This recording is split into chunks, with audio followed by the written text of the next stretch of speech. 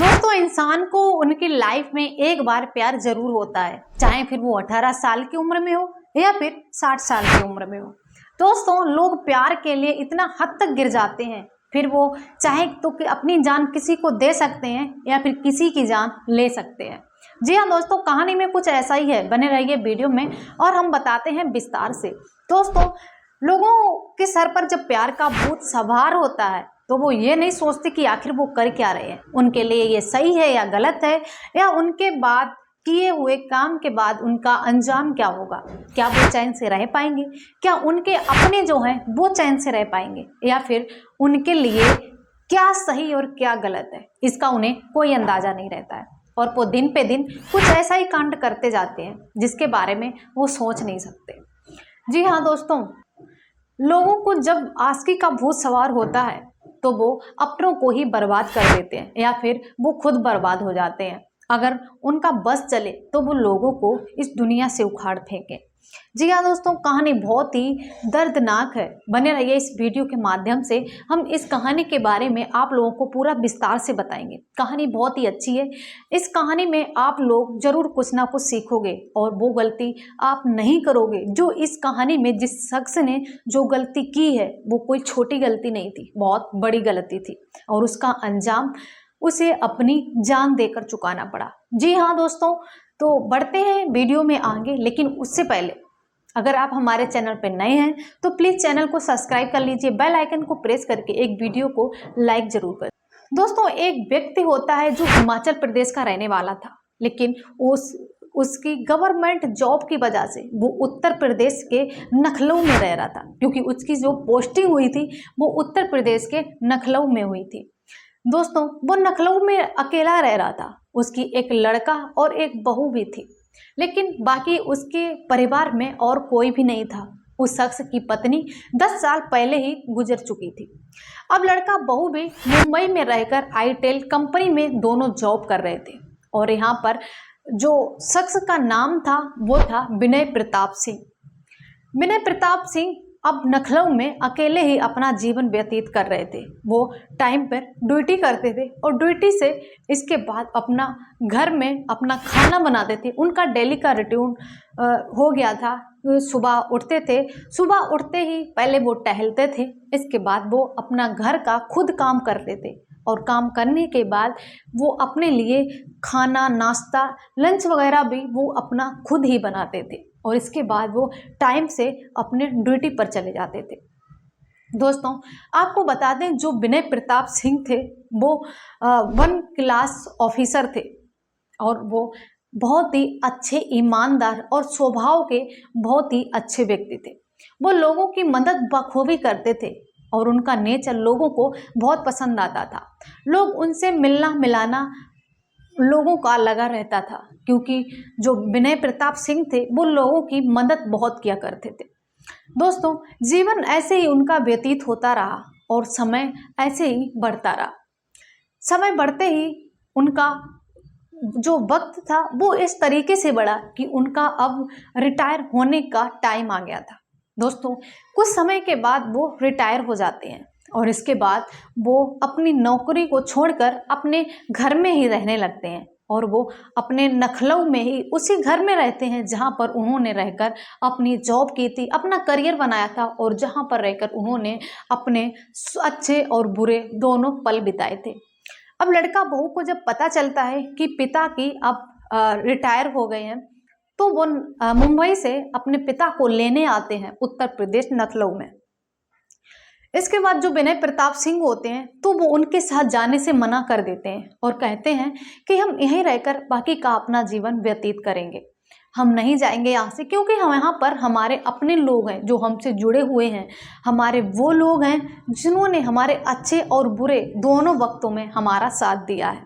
इस वजह से विनय प्रताप सिंह अपने बहू और लड़के से ये बोल देते हैं कि वो अब नखलऊ छोड़कर कहीं नहीं जाएंगे, वो बाकी का जीवन नखलऊ में ही रहकर व्यतीत करेंगे। दोस्तों, लड़के की लाख कोशिश करने के बावजूद भी विनय प्रताप सिंह अपना घर छोड़कर मुंबई उनके साथ नहीं जाते हैं इसके बाद लड़का और बहू दोनों ही मुंबई चले जाते हैं। अपना अच्छे से जीवन बिता रहे थे और दोनों ही एक ही कंपनी में एक ही साथ रहते थे। अब विनय प्रताप सिंह सुबह उठते थे और बाहर टहलने जाते थे, ताकि उन्हें जब वो टहलते थे तो उन्हें अपने साथी यार दोस्त मिलते रहते थे और ये देखकर उन्हें बहुत अच्छा लगता था। वो उनके साथ अपना टाइम स्पेंड करते थे और उनसे अपने दिल की बातें शेयर किया करते थे। उन्होंने जो मैट लगा रखी थी उससे भी नौकरी से निकाल दिया था। अब वो घर पर रहकर खुद ही काम करने लगे थे। धीरे धीरे टाइम व्यतीत होता रहा। अब व्यक्ति को कभी ना कभी उसका अकेलापन उसे महसूस ही होने लगता है, खासकर तब जब व्यक्ति बिल्कुल ही फ्री हो और उसके पास कोई भी काम ना हो।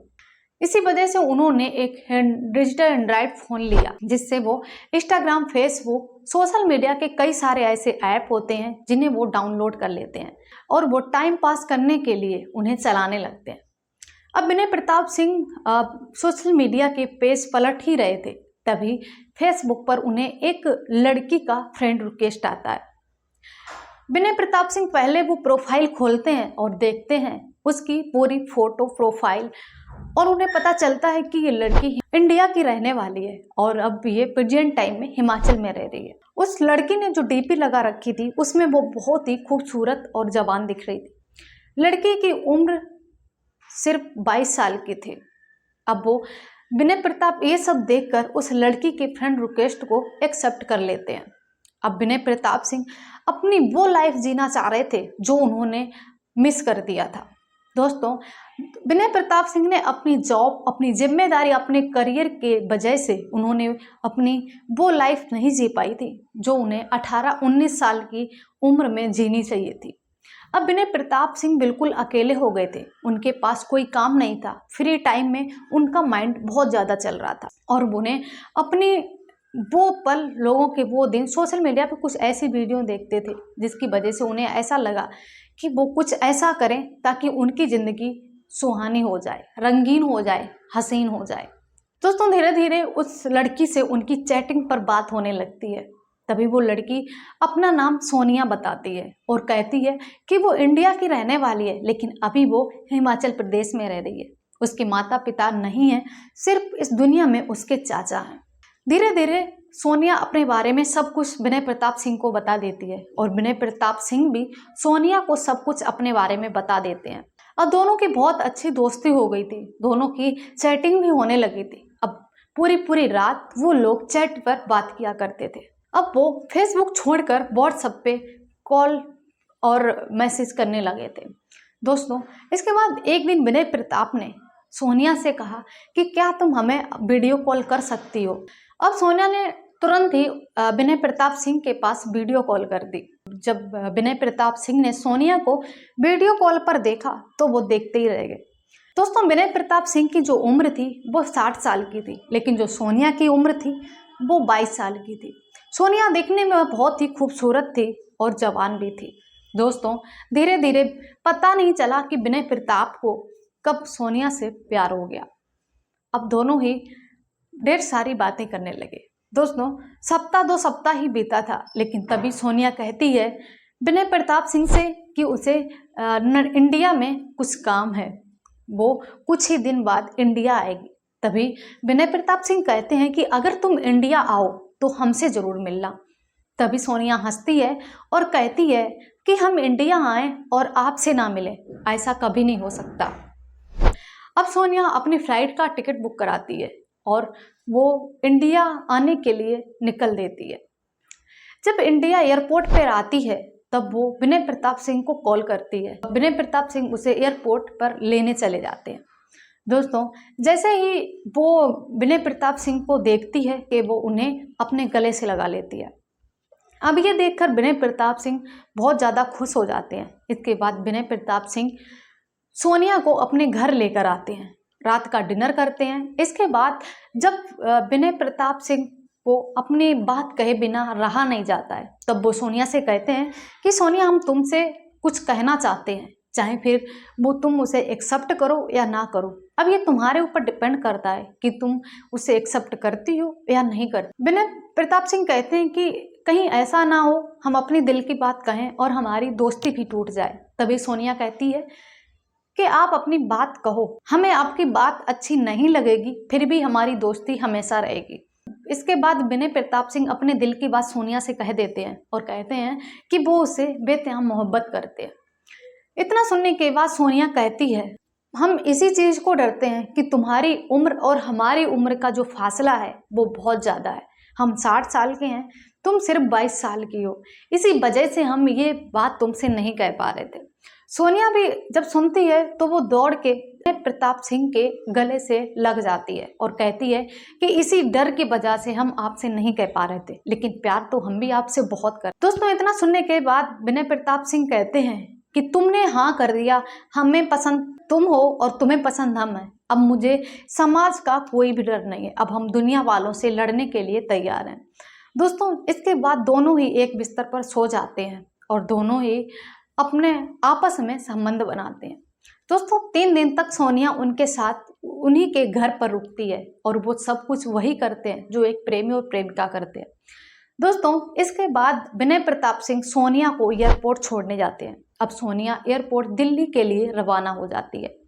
जब सोनिया एयरपोर्ट दिल्ली पहुंचती है, इसके बाद वो हिमाचल प्रदेश के लिए फ्लाइट पर बैठ जाती है। वहां छोड़ने के बाद जो विनय प्रताप सिंह होते हैं वो बहुत उदास हो जाते हैं और अपने घर वापस आ जाते हैं। जब सोनिया घर पहुंचती है, इसके बाद विनय प्रताप सिंह की सोनिया से कोई भी बातचीत नहीं होती है। अब विनय प्रताप सिंह बहुत ही ज्यादा परेशान और बेचैन थे। इसके 1 सप्ताह बाद फिर से सोनिया का एक कॉल आता है। जब विनय प्रताप सिंह सोनिया के कॉल को रिसीव करते हैं, उसके बिना बोले ही वो कई सारे सवाल सोनिया से कर देते हैं। कहते हैं कि तुम कहाँ थी, कैसी हो, क्या हुआ था, इतने दिनों तक बात क्यों नहीं की। दोस्तों, इसके बाद सोनिया कहती है कि मेरे चाचा की तबीयत बहुत ज़्यादा खराब थी, उन्हें हार्ट अटैक आया था और इस वजह से वो हॉस्पिटल में एडमिट थे। इसी वजह से हम तुमसे इतने दिनों तक संपर्क नहीं कर पाए। दोस्तों, अब जो विनय प्रताप सिंह थे वो सोनिया से अपना दुख जताते हैं और कहते हैं कि तुम चिंता मत करो, हम तुम्हारे साथ हैं। दोस्तों, इसके बाद सोनिया कहती है कि मुझे अब फिर से इंडिया आना पड़ेगा, क्योंकि इंडिया में अब मेरे यहाँ चाचा के सिवा मेरा यहाँ कोई नहीं था और इंडिया में तुम्हारे सिवा मेरा कोई भी नहीं है। मुझे इंडिया फिर से आना पड़ेगा किसी काम के सिलसिले में, क्योंकि जो चाचा की प्रॉपर्टी थी उस पर मुझे दावा पेश करना। जो विनय प्रताप सिंह होते हैं वो कहते हैं कोई बात नहीं, तुम इंडिया आओ और हम तुम्हें मिलेंगे, हम तुम्हारी पूरी मदद करेंगे, जो कागजात इकट्ठा करना पड़ेगा वो हम सब कुछ करने में तुम्हारी मदद करेंगे। दोस्तों, अब सोनिया फिर से इंडिया के लिए रवाना हो जाती है और एयरपोर्ट पर विनय प्रताप पहुंच जाते हैं उसे लेने के लिए। वहां से सोनिया को लेते हैं और उसके सारे दस्तावेज सारे सबमिट कराते हैं और इसके बाद सोनिया फिर से हिमाचल प्रदेश चली जाती है। सोनिया वहां पहुंचकर फिर से गायब हो जाती है और उसे कोई भी कॉल मैसेज नहीं कर पाती है। इसके बाद सोनिया कहती है कि मुझे फिर से कुछ काम है और उसके चाचा का जो सोना था, जो ज्वेलरी थी, वो लेकर वो इंडिया के लिए फिर रवाना हो जाती है। जब वो इंडिया एयरपोर्ट पे आती है तो उसे कस्टम वाले अपने कब्जे में ले लेते हैं और कहते हैं कि इतना सोना लाना अवैध है। दोस्तों, इसके बाद जो विनय प्रताप सिंह थे एयरपोर्ट पर बाहर सोनिया का वेट कर रहे थे। अब जब देखते हैं कि काफ़ी टाइम हो जाता है तो सोनिया बाहर नहीं आती है। इसके कुछ समय के बाद विनय प्रताप सिंह के पास एक अननोन नंबर से कॉल आता है और कहती है कि विनय जी, हम एयरपोर्ट पर तो आ गए हैं, लेकिन मुझे कस्टम वालों ने अपनी हिरासत में ले लिया है। वो कह रहे हैं कि इतना सोना लाना अवैध है। मुझे पता नहीं था कि कितनी लिमिट तक हम सोना इंडिया में ला सकते हैं। दोस्तों, इसके बाद विनय प्रताप सिंह कहते हैं कि तुम मेरी बात किसी अधिकारी से कराओ। दोस्तों, इसके बाद सोनिया कस्टम अधिकारी से उसकी बात कराती है। तभी विनय प्रताप सिंह कहते हैं कि आप बताइए मुझे कितना फाइन लगेगा। दोस्तों, इसके बाद कस्टम अधिकारी कहते हैं कि तुम मुझे 10 मिनट का टाइम दो, हम इसके बाद तुम्हें रिटर्न कॉल करेंगे। दोस्तों, इसके बाद कुछ समय के बाद दोबारा कॉल आता है। तभी कस्टम अधिकारी बोलता है कि इसका फाइन 10 लाख रुपए लगेगा। दोस्तों, विनय प्रताप सिंह तुरंत 10 लाख रुपए ट्रांसफर कर देते हैं और सोनिया को रिहा कर देते हैं। इसके कुछ समय के बाद फिर से विनय प्रताप सिंह के पास एक कॉल आता है। इसके बाद वो बोलती है कि यहाँ पर कुछ अधिकारी हैं जिन्होंने मुझे फिर से पकड़ रखा है। वो कहते हैं कि तुमने इतनी जल्दी 10 लाख रुपए कहाँ से अरेंज किए। दोस्तों, इसके बाद जो विनय प्रताप सिंह होता है वो कहता है कि मुझे फिर से किसी अधिकारी से बात कराओ। इसके बाद सोनिया फिर से बात कराती है। विनय प्रताप सिंह कहते हैं कि तुम सोनिया को और उसके गोल्ड को वहां से रिहा करो, अब तुम्हें जितना चार्ज लगेगा हम देने को तैयार हैं। दोस्तों, अब इन 4 डायरेक्टर, इन जो ऑफिसर होते हैं वो कहते हैं कि अब 12 लाख रुपए लगेंगे, इसके बाद ही हम सोनिया को और उसके गोल्ड को यहाँ से रिहा कर पाएंगे। दोस्तों, कुछ समय के बाद विनय प्रताप सिंह फिर से 12 लाख रुपए ट्रांसफर कर देते हैं और सोनिया जब एयरपोर्ट से निकलती है तो दौड़ती हुई भागकर आती है और विनय सिंह के गले से लगकर रोने लगती है और कहती है कि तुम तो मेरी जीवन में भगवान बनकर आए हो। तभी विनय प्रताप सिंह कहते हैं कि हमारा मिलना ऐसे ही नहीं लिखा था, मुझे तुम्हें मेरी हेल्प चाहिए थी और मुझे जीवन में सहारा देने वाली तुम। दोस्तों, इसके बाद विनय प्रताप सिंह अब सोनिया को घर लेकर चले जाते हैं। इसके बाद सोनिया फिर से वहां कुछ दिनों तक रहती है। प्रॉपर्टी का काम खत्म करने के बाद फिर से वो वहां से रवाना हो जाती है और हिमाचल पहुंच जाती है। इसके कुछ समय के बाद जब फिर से टाइम बीतता है तो फिर से सोनिया का एक कॉल आता है और कहती है कि जो यहाँ की सरकार थी उसने हमारे चाचा की प्रॉपर्टी के लिए 12 करोड़ पैसा रखा है, अब मुझे 75 लाख फिर से जमा करने पड़ेंगे। दोस्तों, इसके बाद अब विनय प्रताप सिंह कहता है कि तुम टेंशन ना लो, हम सब संभाल लेंगे। अब फिर से विनय प्रताप सिंह सोनिया को तसल्ली दिलाते हैं और कहते हैं कि हम कुछ ही समय में पैसा अरेंज कर भेजते हैं।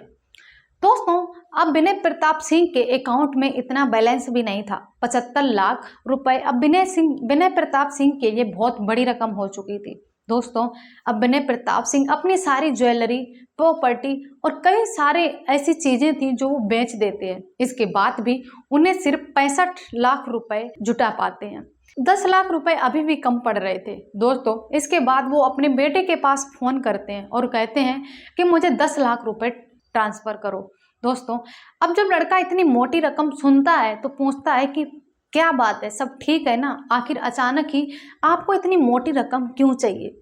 दोस्तों, तभी वो गुस्से में आकर विनय प्रताप सिंह कहते हैं कि सवाल जवाब मत करो, बस तुम पैसे ट्रांसफर करो। दोस्तों, अब जो लड़का था वो 10 लाख रुपए ट्रांसफर कर देता है और विनय प्रताप सिंह 75 लाख रुपए फिर से उससे ट्रांसफर कर देते हैं। इसके बाद कुछ समय तक सोनिया उनसे बात करती है। इसके बाद उनका फोन, सोनिया का सारा app, social media app, number, WhatsApp, सारा कुछ बंद हो चुका था। अब विनय सिंह बहुत ज्यादा परेशान हो रहे थे। दोस्तों, ताज्जुब की तो बात यह है कि विनय प्रताप सिंह ने जो खोया था उन्हें उसका अफसोस बिल्कुल नहीं था। उन्हें सिर्फ, अगर वो रो रहे थे, वो बेचैन थे, तो फिर सिर्फ वो सोनिया की वजह से। सोनिया के लिए वो बहुत ज़्यादा परेशान हो रहे थे क्योंकि उन्हें सोनिया से सच्चा वाला प्यार हो गया था। सोनिया को वो बहुत ज़्यादा चाहते थे, बहुत ज़्यादा पसंद करने लगे। दोस्तों, इसके बाद वो कई दिनों तक उनकी बात उनके लड़के से हुई तो लड़का समझ गया कि पापा जरूर किसी ना किसी मुसीबत में है। इसके बाद जब वो पूछता है तो विनय प्रताप सिंह अपने लड़के को सारी बात बता देते हैं। तभी लड़का उन्हें राय देता है और कहता है कि तुम पुलिस स्टेशन जाओ और FIR दर्ज कराओ, तुम्हारे साथ धोखा हुआ है। विनय प्रताप सिंह उससे बहुत गुस्सा होते हैं और कहते हैं कि मेरे पास से क्या गया क्या नहीं गया मुझे उसकी फिक्र नहीं है, मुझे सोनिया की बहुत याद आ रही है और हम FIR तो कभी भी नहीं कराएंगे। दोस्तों, इसके बाद विनय सिंह बहुत ज़्यादा मजबूर हो जाते हैं, बहुत परेशान हो जाते हैं और वो एक बंद कमरे में खुद को फांसी के फंदे से लटका लेते हैं। इसके बाद जब उनका लड़का उनसे कांटेक्ट करने की कोशिश करता है तो उनका फ़ोन स्विच ऑफ आता है। दोस्तों, अब लड़के को महसूस होने लगा था कि उसके पिता के साथ ज़रूर कुछ ना कुछ गलत हुआ है। दोस्तों, अब वो लड़का मुंबई से वापस आता है। इसके बाद जब वो घर में जाता है, गेट खोलता है तो गेट अंदर से लॉक था। इसके बाद गेट तोड़ा जाता है और जब रूम में देखते हैं तो वो फांसी के फंदे से लटके हुए थे। इसके बाद उस रूम में देखा जाता है तो उन्हें एक सुसाइड नोट मिलता है जिसमें लिखा था कि मेरी मौत के जिम्मेदार हम खुद हैं। अगर मेरा बेटा सोनिया के खिलाफ FIR दर्ज कराता है तो हमारी सरकार से यही रिक्वेस्ट है कि उस पर कोई भी कार्रवाई ना की जाए। उससे FIR दर्ज भी ना की जाए। इतना देखने के बाद वहां पर जितने भी लोग थे वो बहुत ही ज़्यादा परेशान हो गए ये देखकर कि एक 60 साल का व्यक्ति इतना पावरफुल होने के बाद, इतना पढ़ा लिखा, इतना सक्सेस होने के बाद उसने अपनी लाइफ में जो भी कमाया था सारा गंवा दिया और एक लड़की के लिए उसने अपनी जान तक गंवा दी। तो दोस्तों ये थी कहानी हिमाचल प्रदेश की। आपको कैसी लगी कमेंट बॉक्स में जरूर बताना, और अच्छी लगी हो तो वीडियो को लाइक जरूर कर देना, और आप ये हमारा वीडियो कहाँ से देख रहे हैं ये कमेंट में जरूर बताना। दोस्तों इसी के साथ विदा लेते हैं, मिलते हैं नेक्स्ट वीडियो में, तब तक के लिए धन्यवाद।